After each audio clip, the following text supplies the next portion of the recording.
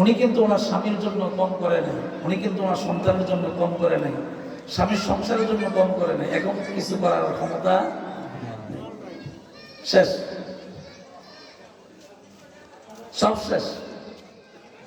দুনিয়া বলতেই ওনার জন্য সব শেষ হয়ে গেলে এখন উনি আখিরাতমুখী।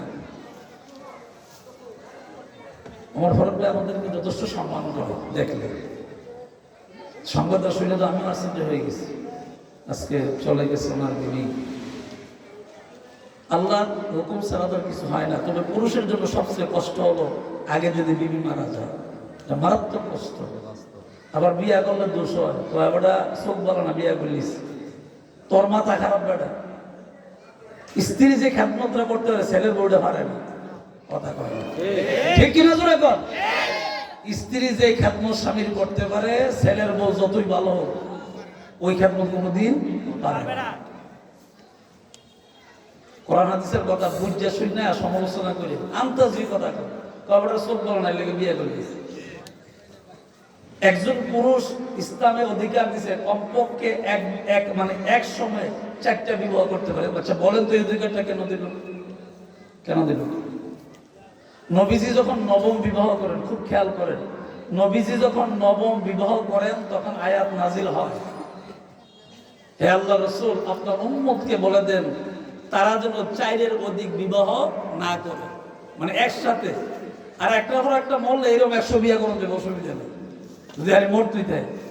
কিন্তু এক সময়ে 4 বিবাহ করতে পারবে। কয় বিবাহ? কেন দিচ্ছেন? ওই মহিলাদেরকে তো বলা হয় নাই যে তোমরা এক সময় 4 স্বামীর বিবাহ করতে পারবে, আসেনি এরকম ইসলামে নাই।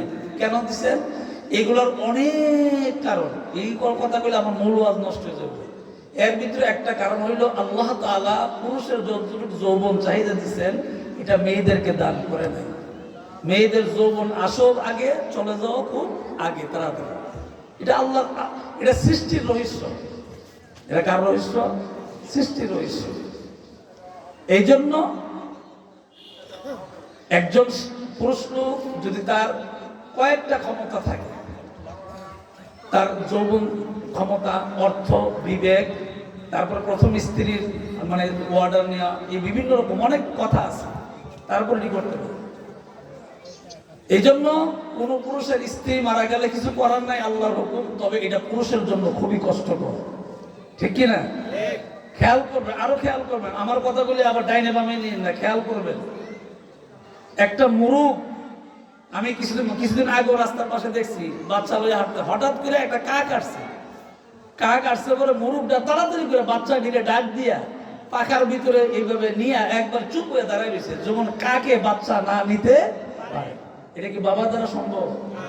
রাতা করবো সালাম আলাইকুম, তোমার মতো তুমি আছো, আমার মতো আমি, কথা কয় না, ঠিক কিনা জোরে কর। একজন পুরুষ কখনো মানে বাবা কখনো মায়ের সেবা করতে পারে না। বাবা বাবার সেবা করে, মা মায়ের সেবা করে। আর আমরার যে রাগ, এর রাগ যদি আমাদের মাদের থাকতো তাহলে বাচ্চারা আওয়াজ করে গলা টিপতে মেনে নিল। ডাইন পাশে প্রস্রাব করলে গভীর রাতে কনকন শীতে মা বুকের উপরে নেয়, বাম পাশে শোয়ানোর উপরে প্রস্রাব করে দিলে আবার বুকের উপরে নেয়। বুকের উপরে প্রস্রাব করে দিলে মা তখন সারা রাত্র বুকের মধ্যে নিয়ে রাখে। এই সন্তানকে বুকের ভিতরে রেখে ফজর নামাজের আজান মা কানে শুনে, সন্তানকে আবার বড় একটা বিছানায় শোয়া মা এবার গোসলখানায় যায়, কাপড়গুলা পরিবর্তন করে নতুন কাপড় পরিধান করে, আবার নতুন কাপড় পরিধান করে, কাপড় পাল্টাইয়া ফজর নামাজের আজান শোনার পরে 2 রাকাত সুন্নাত আর 2 রাকাত ফরজ নামাজের জন্য মুসল্লায় দাঁড়ায় যায়। আল্লাহ ডাক দেখো পয়গম্বর আপনার উম্মতকে বলে দেন, যেই মা সন্তানের জন্য রাত্রভর এত কষ্ট করলো, একজন ব্যক্তি সারা রাত্রভর ইবাদত করলে যে সওয়াবটা হইতো, আমি আল্লাহ ওই সন্তানের কারণে মার আমলনামায় সমপরিমাণ সওয়াব দিয়ে দিব।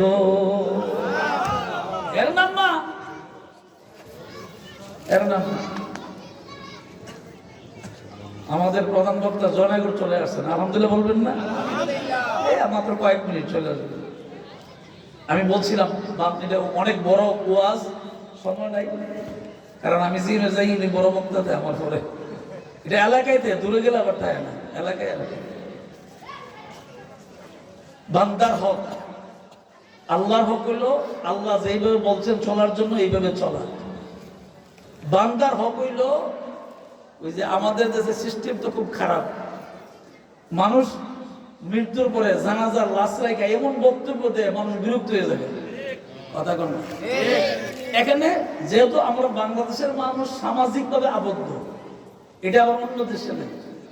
আমাদের বাংলাদেশের মানুষ যেহেতু সামাজিক বন্ধনটা খুব সুন্দর, বাবা চাচা স্বাস্থ্য ভাই সবাই মিলেমিশে এক সমাজে বসবাস করে আপন আপন হইয়া, তো স্বাভাবিকই কিছু কথা লাশ রেখে বলা লাগে। তবে এখানে শুধুমাত্র দরকার মসজিদের ইমাম সাহেব দুই এক কথা বলবে আর লাশের পক্ষ থেকে গার্জিয়ান দুই এক কথা বলবে, এটাই ছিল নিয়ম। আর মুরব্বী হয়তো সামাজিক মুরব্বী দুই একজন থাকে, এটা বলতে পারে এক দুইজন, কিন্তু সব না, সব জায়গায় না। কিন্তু মাঝে মধ্যে এমন জানাজা আমরা পড়ি বক্তব্য ঠেলা 1 ঘন্টা শেষ,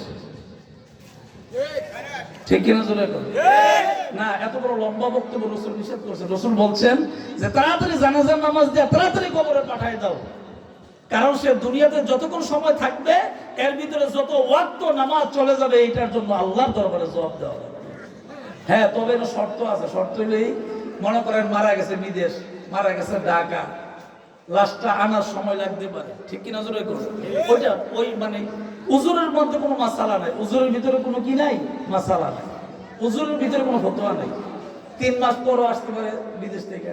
হ্যাঁ, আগে তো আমি বলছিলাম কিসের হক? বান্দার হক। এখন বান্দার হক আমাদের জানাজার নামাজে দাঁড়ায় কই কি আব্বা যদি কারো কাছে ভাঙা টানা দেয় তাহলে আমাদের কাছে বইলেন, আমরা পরে পরিশোধ করব।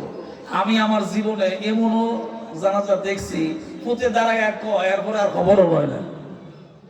এই জন্য প্রত্যেকটা বাবার উচিত, বাবা শুধু বাবা না, মানে প্রত্যেকটা জ্ঞানবার মানুষের উচিত তার শরীর সুস্থ অবস্থায় বান্দার হকগুলো আদায় করে দেওয়া। কথা কয় না? একটা মানুষ সুস্থ থাকা অবস্থায় তার বান্দার হকগুলা আদায় করে দেওয়া। আর আমরা খাচ্ছি কি হয়েছে, আপনার আমার প্রতি রাগ হইতে এটা বুঝি বলা, রাগ হলে তার বারবার মাহফিলের দাওয়াত দিল না রে। আমরা খাচ্ছতে তো খারাপ হয়েছে, উত্তর দোয়ানো চা খায় আর দহিন দোয়ানো যায়। উত্তর বাজারে কদিন চা খায়, চায়ের দোকানে অনেক দিন তো টিয়াটা জন্মে আছে। আমি চা বেচে লাভ আর কয়টা ওইটা যদি দেয়া লাইতেন এক সর্বনাশ টিয়া তো খুঁজে লাইছে। হ্যাঁ, এরপরের থেকে আর এই দোয়ানো জানা, হ্যাঁ জায়গা দহিন দোয়ানো দক্ষিণ বাজারে এইভাবে ঘুরে ঘুরে খায়। কয়দিন এই মুদির দোয়ানো, কয়দিন এই মুদির দোয়ানো। তোমার চিন্তা করার দরকার ছিল এটা আল্লাহর হক না, কিন্তু এটা বান্দার হক, ঠিক কিনা জোরে কম? হাজার হাজার টাকা দূরের কথা, যদি 25টা পয়সা যদি বানা থাকে আপনার কাছে, এই 25টার পয়সার জন্য আল্লাহর আদালতে আপনার অনেক আমল নেক আমল দিয়ে দেওয়া লাগবে। আর হাজার হাজার টাকা, লক্ষ লক্ষ টাকা, এটা তো অনেক দূরের কথা। এই জন্য আমাদের সকলের উচিত বান্দার হক তাহলে এই যে আপনি সুস্থ থাকা অবস্থায় যদি আপনার কাছে কেউ পাওনা থাকে এই পাওনাটা পরিশোধ করে দিবে। এটা কার হক? বান্দার হক। আরো জোরে কোন কার হক? বান্দার হকের ভিতরে অনেক কথা আছে। কাঁঠাল পাকছে ভাইজানের কাছে, আপনার খাওয়ার অধিকার নেই, আপনার খাওয়ার অধিকার নেই। কয়েকদিন আগে বোঝাবার জন্য বললে তো কোনো সমস্যা নাই। কয়েকদিন আগে আমাদের পুকুরের পর ডাব গাছ আছে, আগে আসছিল 5-6টা, এখন কমে গেছে, একটা আছে। এটা থেকে একটা ডাব পেরে লেছে, মনে করছে আমার গাছ। আমার কাছে একটা হুজুর আপনার গাছের একটা ডাব পেরে লেছি, মেহরবানি করে মাফ করে দিন। আমি কই ডাব গাছের মালিক আমি না, আমার ভাই হেবারের কাছে মাফ ডাইরেক্ট, ভাইটাই কোনো ওয়াজ নেই। আমি কইছি এটার মালিক আমি না, এই গাছটা আমার ভাইয়ের, আপনি আমার ভাইয়ের কাছে গিয়ে মাফ চান। ওই সে যদি মাফ করে দেয় আপনার মাফ পাবেন, আমার ভাইয়েরটা আমি পারতাম না। এখন চিন্তা করে দেখেন, আমি আমার আপন ভাইয়ের হক যদি মাফ না দিতে পারি তাহলে আপনি সার দোয়ানো খাইয়া, মুদির দোয়ানো খাইয়া, কসবা পুরান বাজার নতুন বাজারে খাইয়া যে উল্টা রয়েছেন, এটার অবস্থা কি? একটা সূক্ষ্ম কথা বলে যায়, রাগ হলে কোনো সমস্যা নেই, সূক্ষ্ম কথা বলে যায়। কিয়ামতের দিন আল্লাহ পাক বলছেন, কিয়ামতের দিন যখন আল্লাহ তাআলা আমাদেরকে বিচার করবেন তখন এই 2টা হকের কথা বলা হবে। কয়টা হকের কথা? একটা আল্লাহর হক আর একটা বান্দার হক। আল্লাহর হকের ব্যাপারে আপনি কিছু একটা ভরসা করতে পারেন, যেহেতু আল্লাহ গাফফার, আল্লাহ রহমান, আল্লাহ রাহিম। এই জন্য আপনি কিছু একটা আশা করতে পারেন, আল্লাহ তোমার সকল কথা শুনে তো আর আমি ইবাদত করতে পারি নাই, গুনাহ আমলে আছে, তুমি না গাফফার, তুমি না রহমান, তুমি আমারে মাফ করে দিও। আল্লাহর এই নামের গুণের উসিলায় আল্লাহ তাআলা মাফ করে দিতে পারে। কিন্তু আব্দুল করিমের কাছে যে খাইয়া গেছেন, বাহিনীরা যে টেহা দিচ্ছেন না, কিয়ামতের দিন আল্লাহ তাআলা ওই আব্দুল করিমের কাছে পাঠাইব, আব্দুর রহিমের কাছে পাঠাইব। এর অর্থ হইল যার কাছ থেকে আপনি টাকা ধার আনছেন, যার দোকানের চা খাইছেন, যার কাছ থেকে যা আনছেন তার কাছে পাঠাইব। খুব খেয়াল।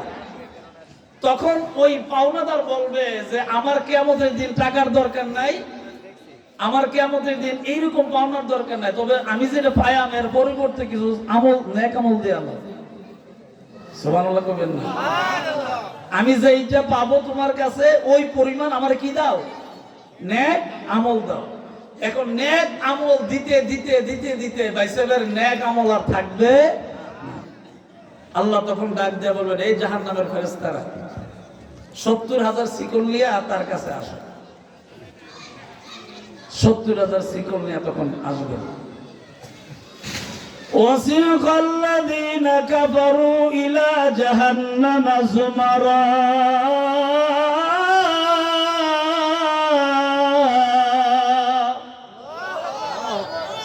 একটা দুইটা শিকল না, 70,000 শিকল নিয়ে একজন ফেরেশতা আসবেন আপনার আমার পায়ে, হাতে, পুরা বডির ভিতরে মানে ফিট করার জন্য। এই ফেরেশতাগুলা 70,000 শিকল নিয়ে জাহান্নামের দিকে টানবে। আপনি যাইতে চাইবেন না, কিন্তু আপনাকে দিবে। আপনি যেখান থেকে জাহান্নামের দিকে রওনা দিবেন ওই জায়গায় জাহান্নামের তাপ লাগবে। জাহান্নাম কিন্তু অনেক দূর, জাহান্নামের তাপটা আপনার শরীরে লাগবে। আপনি তখন যাইতে চাইবেন না, পেছন দিকে ওই ছাগলের মতো বৃষ্টি আইছে, ছাগল মালিকে টানে বাড়ির দিকে, হেজা ইন্ডিয়ার দিকে, কথা কয় না, মালিকে টানে যা আমার বাড়ি উত্তর দিকে, উত্তর দিকে, হ্যাঁ বর্ডার দিকে যায়। ছাগলের খাদ্য দিলে, এটা আমাদের আমলে না, নবীর আমলে ছাগলের খাদ্য দিলে আছে। ছাগলের মানে চরিত্র হইল আপনি তাকে যেদিকে বিপদ থেকে বাঁচানোর চেষ্টা হয় উল্টা দিকে দৌড় দিবে। এটা নবী আলাইহিস সালামের সময় ছিল। এই জন্য আপনাদের কাছে আমার অনুরোধ, বান্দার হকের ব্যাপারে অনেক কথা আছে। বান্দার হক হইল আপনি দুনিয়াতে আপনার সন্তান কেন দাঁড়ায় বলবে যে আপনার কাছে অনেক টাকা টাকা পাইবেন, অথবা যাই পান আমার কাছে বই দেন। আমি তো আমার জীবনে নিজের সহি দেখছি, ওই জানাজা তুই ক্ষমা চাইছে বাবার লেগে, এরপর আর এই বাচ্চা, এই সন্তান আর বাবার পাওনার ব্যাপারে কোনো খবর রাখে নাই। তবে ইল্লা মাশা আল্লাহ, সবাই যে এরকম করে এটা আমি আবার বলতে পারবো না, কারণ কিছু কিছু ভালো সন্তান আছে, ঠিক কি নজর এখন। কিন্তু আপনি কিভাবে আশা করতে পারেন যে আপনার সন্তান আপনার পাওনাটা দিবে? কিভাবে আশা করতে পারেন বলেন? এটা তো আশা করতে পারেন না, দিতেও পারে না দিতেও পারে। এই জন্য আমি ব্যক্তিগতভাবে আমার দূরের যে মাহফিলগুলো হয়, আপনাদের দোয়ায় মানুষ কিন্তু আমার নামে টাকা পাঠানোর চেষ্টা করে যে হুজুর গাড়ি ভাড়াটা পাঠায়। তো আমার স্পষ্ট বক্তব্য হলো, আপনি যে আমার জন্য গাড়ি ভাড়া পাঠাইবেন, আমি ওই তারিখ পর্যন্ত যদি আপনার মাহফিলে পৌঁছতে না পারি, এর আগে যদি আমি মারা যাই, আমার ছেলে আপনার পাওনা পরিশোধ করবে এরকম গ্যারান্টি আমি দিতে পারি না। এই জন্য আমার জন্য আল্লাহর হস্তে কোনো গাড়ি ভাড়া পাঠাবেন না, কারণ আমি মারা যেতে পারি এর আগে। আর যদি পাঠান ওইভাবে পাঠাবেন যদি আপনি ব্যক্তি একজন মাহফিল করেন, সমাজের মাহফিল না, একজন যদি মাহফিল করেন তাহলে পাঠাইতে পারেন। আপনি পাঠাবেন আল্লাহর হস্তে, আমি মরে গেলে মাফ করে দিবেন, এইরকম কোন হইলে পাঠাইতে পারে। যেহেতু দূরে গেলে গাড়ি ভাড়া স্বাভাবিক লাগে, কিন্তু আমি এটা অগ্রিম নেই না। কেন নেই না? ওই মৃত্যুর ভয়। কারণ আমার মৃত্যুর পরে আমার ছেলে মেয়ে পরিশোধ করবে, আমার বিবি জানবে, এটা না জানারই কথা, ঠিক কিনা জোরে? এটা বোঝাবার জন্য বলছি, নিজেকে বড় করার জন্য বলি নাই।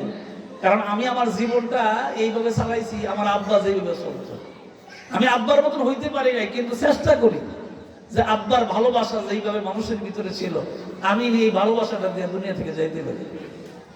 ভিন্ন কিছু না, আমি কোনো বড় আলেম না। এখন আসুন, কিয়ামতের কঠিন ময়দানে আল্লাহ পাক হাকুল ইবাদ, বান্দার হকের ব্যাপারে আল্লাহ বলবেন, আমি এই ব্যাপারে কিছু জানি না, তুমি যার কাছ থেকে ধার আনছো তার কাছে যাও। এখন প্রশ্ন আসতে পারে, আল্লাহর কি ক্ষমতা নাই? কথাগুলি শুনবেন মনোযোগ দিয়ে। আল্লাহর কি ক্ষমতা নাই? আল্লাহর তো ক্ষমতা আছে। এখন আল্লাহ এটা করবেন না কেন?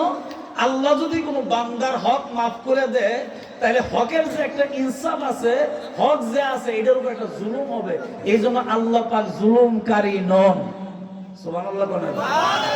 আল্লাহ পাক জুলুমকারী নন, মানে আল্লাহর হক আল্লাহ মাফ করে দিবে, কিন্তু আপনি আমার কাছে পাও না, এটা আল্লাহ মাফ করবে না। আর যদি করে দেয়, তাহলে বান্দার ভিতরে কষ্ট আসতে পারে, দুঃখ আসতে পারে। এই জন্য আল্লাহ বলবেন যে তুমি যার কাছ থেকে পাও না তার কাছে মাফ চাও, তার কাছ থেকে মানে চাই আনো, তোমার কাছে যে পাও না, এটার ব্যাপারে আমি কথা বলবো। সুতরাং বাবারে, আগেও বলছি এখনো বলি, হক দুই প্রকার, আল্লাহর হক, বান্দার হক।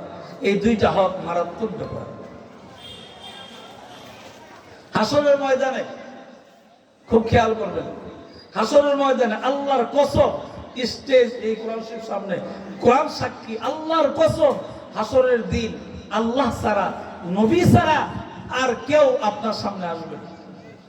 আর নবী কিন্তু সব নবী না, একমাত্র একজন। কয়জন? জোরে কনা, কয়জন? ওনার নাম কি? মুহাম্মাদুর, সবাই বলেন মুহাম্মাদুর সাল্লাল্লাহু আলাইহি ওয়াসাল্লাম। উনি আসবেন, তবে উনি আসবেন কার কাছে? যার ব্যাপারে আল্লাহ তাআলা বলবেন যে আপনি তার জন্য শাফায়াত করুন, ওই সময় নবীজি ওর কাছে যাবে, আর এর জন্য আল্লাহর দরবারে নবী শাফায়াত করবে। সুবহানাল্লাহ। আর জোরে কোন সুবহানাল্লাহ, জোরে কোন আল্লাহু আকবার। এই জন্য আমার অনুরোধ, বান্দার হক আর আল্লাহর হকের ব্যাপারে খুব সাবধান থাকবে, খুব সাবধান। ওয়াজ সারা জীবন শোনেন, কিন্তু কিছু আমলের নিয়ে তো শোনেন না, কিছু আমলের নিয়ে তো শোনেন।